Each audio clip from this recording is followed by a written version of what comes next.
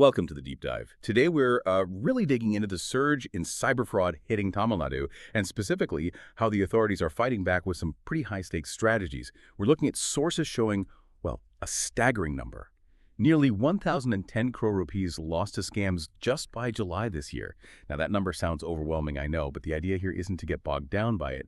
It's about pulling out what you need to know right now, the actionable stuff from the response. Yeah, and what's really interesting, if you look closer, is the context. I mean, 1,010 crore is shocking, absolutely. But compare that to last year's total loss, 1,673 crore for the whole year. And then look at the recovery this year.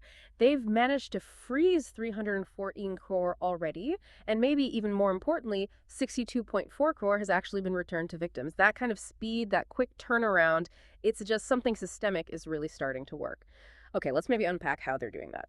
That's a critical point, because this wasn't just, passively processing complaints. We saw actual police operations, coordinated stuff going way beyond state lines. How tough is that, actually, coordinating across different states, different police forces to catch these guys? Oh, it's incredibly complex. It really demands a laser focus on taking down the whole network, the syndicate structure.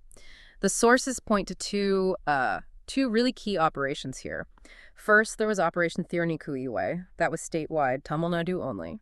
Led to 76 arrests, linked to over 150 specific complaints, losses around 42 crore in just those cases.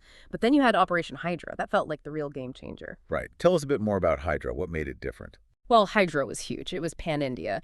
And it specifically went after the organized outfits, the call centers, the sophisticated digital scams. This meant, real coordination across multiple state police forces. They made arrests, key arrests of offenders operating out of places like Uttarakhand, Jharkhand, Assam, even Delhi.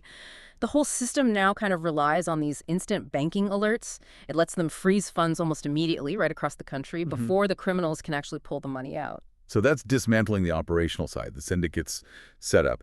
But the sources also highlight something else, a major legal move, using the Goondas Act. They detained 18 repeat offenders under this act. Isn't that law normally for, really hardened criminals, violent offenders?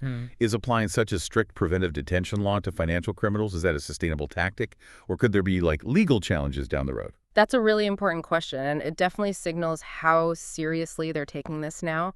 The Goondas Act is, well, it's a severe measure. Using it here tells us they don't see cyber fraud as just, white-collar crime anymore. They view it as organized crime, something that threatens public order. And the implication there is pretty significant. They're not just trying to punish one person for one fraud. They're aiming to break the entire criminal enterprise, the profitable infrastructure. It's a very clear zero-tolerance message. Okay, that makes a lot of sense. So let's shift gears a bit and talk about, well, you, the listener.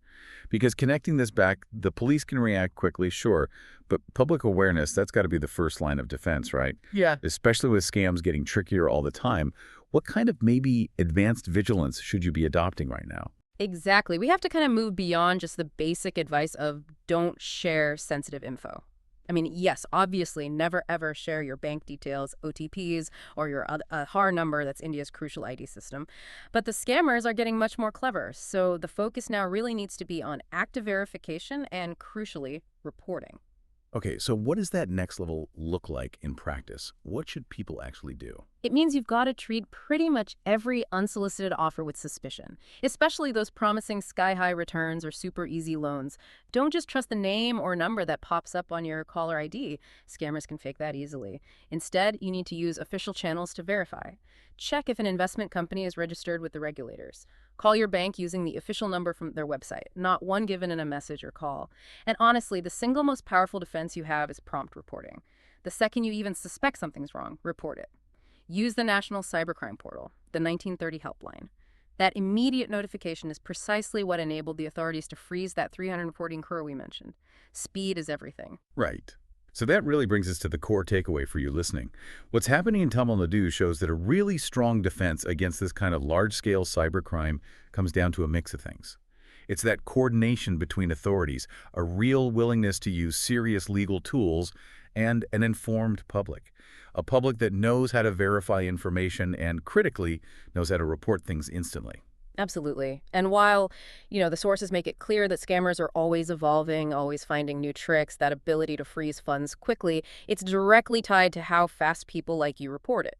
So the best defense really does rely on citizens staying alert, actively verifying things, and not hesitating to report fraud the moment they suspect it. Maybe the question to leave you with is this: what's the one crucial, immediate step you are going to take right now to better safeguard your information after hearing all this?